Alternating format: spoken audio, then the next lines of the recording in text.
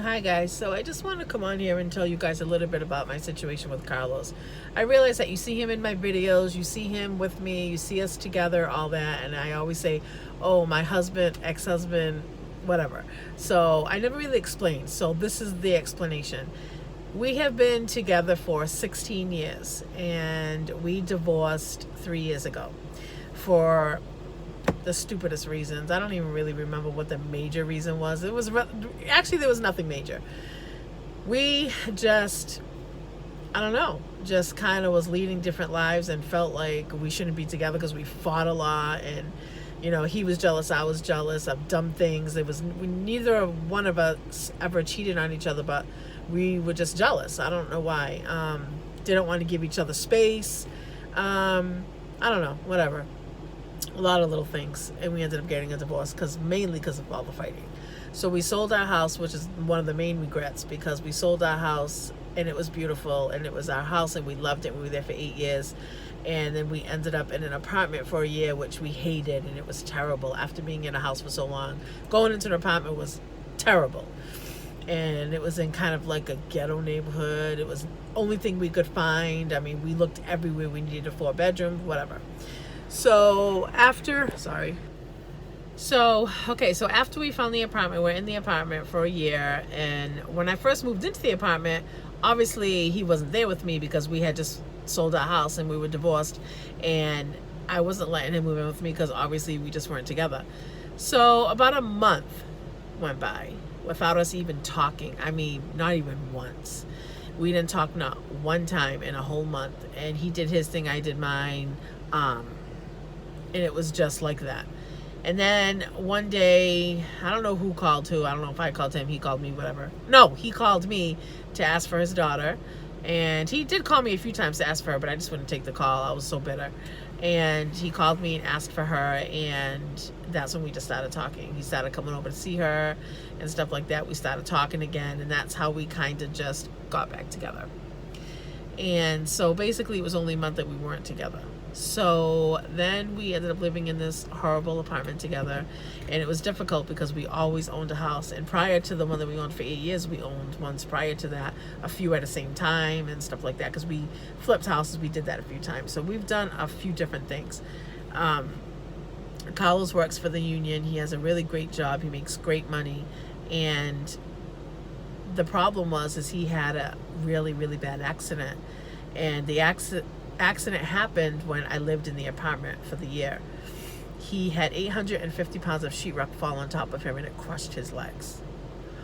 Yeah, it was crazy. I remember the call like it was yesterday.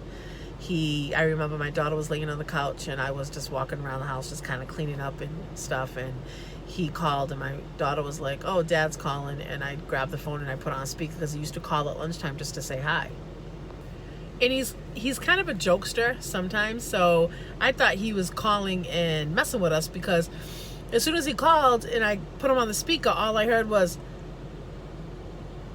I had a really bad accident, my leg's really jacked up, I hope I don't lose my leg. And that's all I heard. I'm like, what? I'm like, oh, please stop, you're at work and you're messing with us.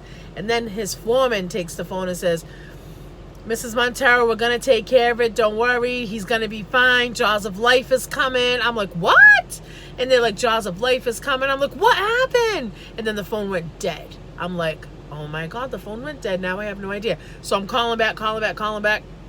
No one's answering because he can't answer the phone. He's got 850 pounds of sheetrock on top of him. How's he going to answer the phone? He's in excruciating pain. Finally, about 15 minutes goes by. They call me back on his phone, and they told me what happened, that 850 pounds of sheetrock fell on top of him. His legs were crushed. They sent him. He was in Hyannis at the time at work, at a job. They said they sent him to Hyannis Hospital, and they'll be in touch with you, I guess. The doctor knows your number. So about a half an hour goes by of me sitting there bugging out, like praying on my knees, because I'm a Christian, so I pray, and praying on my knees, telling my family to pray, bugging out, freaking out, not knowing what to do or where to go. So then like an hour goes by, and then finally I get a phone call from the doctor in Hyannis, and he was an orthopedic surgeon, and he said, listen, we can't do anything for your husband. He's going to Boston. He's being airlifted right now to Beth Israel. So my first question was, is he going to lose his legs? And he said, no, he's not going to lose his legs, but I will tell you this. This is going to be one of the longest recoveries ever. He said he will be in recovery for more than a year, and I'm not sure if he'll ever be the same again. And I have to be upfront with you. He said this is one of those accidents that are freak accidents and that are very serious, and you just don't know what the outcome is going to be. And you just know what the outcome is going to be. So I was like, oh my God, I didn't know what to think. So I was like, all right, can you just please tell me what can I do from here? He said, well, basically just go to Boston and meet him there. That's all you can do. There's nothing you can do until, you know, he's out of surgery. He's going to get airlifted to Boston and have emergency surgery. So long story short, he was airlifted to Boston. And the owner of the company called me up and he was like, I'm already in Boston. If you need to tie up some loose ends with your kids or work or anything, I understand. I will be here when he wakes up. I said, no, I will be there when he wakes up. I said, has anything happened? He said, he's in surgery. He's been in surgery for like 3 hours. I said, all right, I'm on my way. So I tied up loose ends, made sure my kids were straight, told my 20-year-old, you're going to watch the kids, obviously. Made sure they had money for food and stuff like that, and I just jetted to Boston. It's an hour from where we live. We live in New Bedford. Hospitals in Boston. That's where all the best hospitals are in Massachusetts. They're amazing. Beth Israel is one of the best. So I get there and he's still in surgery. Finally, now this happened around 10 o'clock in the morning. Finally, he gets out of surgery around 11 o'clock at night. After all of that, he gets out of surgery. They performed 3 surgeries in one shot. He gets out of surgery and he can barely talk. They have him medicated so heavily.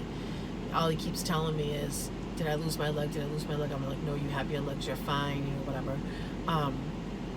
He starts coming more around and stuff, and the medication's starting to wear off, and he's screaming in pain, like screaming. There was nothing they could do for him. Nothing. He was just in too much pain, and no matter how many meds they gave him, it wasn't even touching it. It was touching it, but not like he wanted, obviously, because he couldn't take the pain. He told me later that when they put him down, when they took the sheetrock, when Jaws of Life finally got the sheetrock off of him, that his legs were so crushed that they were flat like a board. Literally flat like a board. And that he can't even believe the intelligence of doctors that they could fix him. Like, he was shocked. So they did what they had to do, and they performed 3 surgeries that day. He woke up, obviously. I stood in the hospital with him all night. His boss, the boss of the company, paid for a hotel for me for the entire week in Boston. But I only stood one night there. I just wanted to be close to him. So I literally stayed in the they give you like cots, but you can't stay in the room, but you can stay in the waiting room, which the waiting rooms out there are huge. They have big, huge screen TVs, snacks, all that stuff. They give you blankets, pillows, everything. So it's actually great. I stood there because I just wanted to be close to him, because they do allow you to check on him like every half an hour, but you can't literally sleep there. And it was tough. It was a lot of crying. It was depressing. I knew that it was going to be a long road. He was in so much pain. So this is what he went through. Long story short, because the story's long, he had, while he was there, 4 surgeries: hip, knee, and leg. He was they put the big rods in his leg, and hold on, I'll get right back to you guys. Alright guys, so I'm driving. So they put the big rods in his legs. Those stood in his legs for about, I don't know, 6 weeks, something like that. And then they took him out. Obviously he had to go into a nursing home for a couple of months. He was in the hospital for 10 days. Then he went to a nursing home for about 3 months for rehabilitation. He could not be home. Finally, when he did come home, he came home with the rods in his legs. It was so scary because these big, huge rods. I'll insert pictures. He came home with these big, huge rods in his legs, and it was crazy because the rods were just ginormous. And oh my goodness, if you could have seen it, it was crazy. So after that happened, he was home and he was like in denial of his accident. He was just like, oh, this is going to be all better soon. And here we are. This is like 4 months in, and he's still a mess. So then they got him on pain meds, and he can't really go anywhere. He can't move. He's just laying in a bed all day, and it was awful. It was terrible. Finally, he gets the rods out, and when he gets the rods out, he starts therapy. And when he does the therapy, he is in so much pain that he can barely bear it, because obviously it's on his injured leg. He starts doing therapy to learn how to walk. I mean, this was the man that was in a wheelchair. Nursing home wheelchair, learning how to walk, couldn't do anything. But this is a guy that used to play soccer, and he did everything. He used to run, he used to walk. He was very fit. He's still fit, very fit, very young acting. This happened to him when he was 46, and his body is like a flat tummy, like always fit, always, I don't know, a lot of energy, and it's crazy how it alters your life. So fast forward, he had 4 surgeries. He went through all that, did the therapy. A year goes by. He's good. He's walking without crutches, anything. He's walking almost normal, doing amazing. A month ago, he starts limping again. His knee's blowing up. I'm like, what the heck is this? We go to the emergency room. Come to find out, he's got an infection in his bone. I'm like, you gotta be kidding me. He still has hardware inside. It was supposed to be taken out after 1 year. 14 months later, it's still in there. The doctor should have told him after 1 year, you should take it out. They told him a few times, when do you want to take this out? They shouldn't say, when do you want to take it out? They should tell him, you have to take this out. So the hardware that's inside should have been taken out. It got infected. He almost lost his leg. We got rushed to the emergency room in Boston again to have 2 more surgeries. This surgery that he had, it's called a clean out. They had to clean out his bones. It was insane. This pain was worse than the initial four surgeries. For some reason, this one was a lot more painful, and the doctor explained it to us as, picture opening up your leg and taking a hose and just cleaning out your leg where the bone is. He said, obviously that's not exactly how we do it. He said, but picture that. And I was like, oh my goodness, he was in so much pain. So then finally that was done. He was in Beth Israel for about 5 days. 5 days. I stood with him again.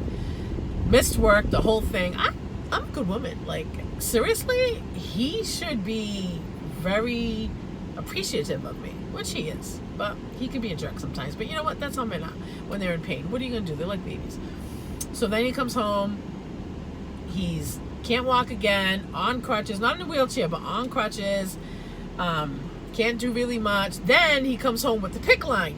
The PICC line. It's an intravenous antibiotic that he comes home with, has to have it for 6 weeks.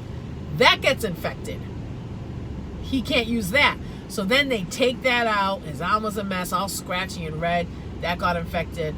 But his infection was so low at this point, because they did it in the hospital and gave him such a great clean out and a good workup, that he was good enough to be able to go on oral antibiotics. So he's on a very, very, very strong 750 milligram oral antibiotic, almost the second to the strongest one that you could take.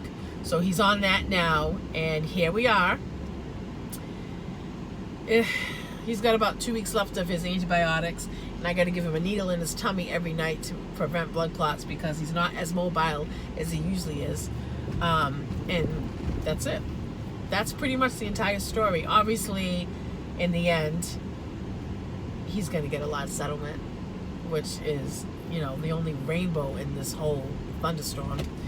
And that will completely restore our life in a way that, you know, that we deserve, you know, from all of this heartache.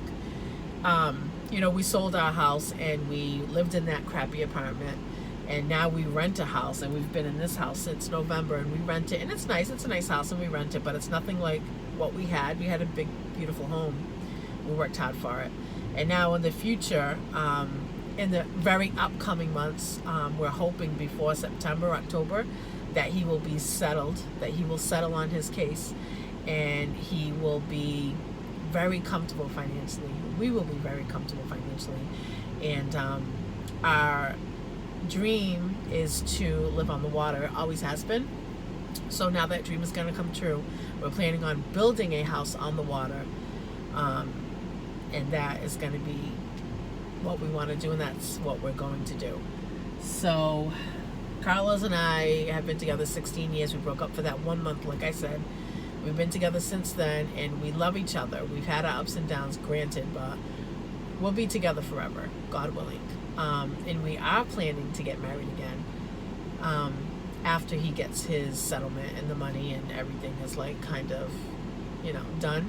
We're planning to get married again, and all of that will be filmed, obviously, for you guys to see. And I really hope that people understand where I'm coming from now.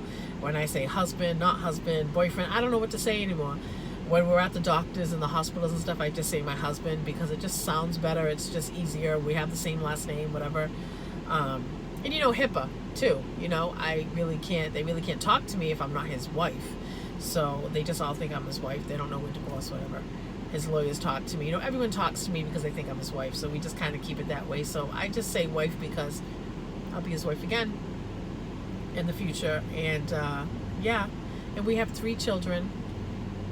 One is 20, one is 12, and the other one is 12. One of the 12-year-olds is adopted, and we have a 12-year-old that is Carlos's, and we have a 20-year-old that is from a previous marriage, my previous marriage, and she has a baby, which is Ania, and I'm sure you guys have seen her in the video. So that is my life story, guys. That is me, and I just want to say I love you guys for watching. I really hope that you subscribe to this video. There are going to be a lot of amazing videos coming. Our lives are going to change tremendously, and it already has in so many different ways. And I hope that you come along for the ride. You guys have a great day, and I will talk to you guys soon.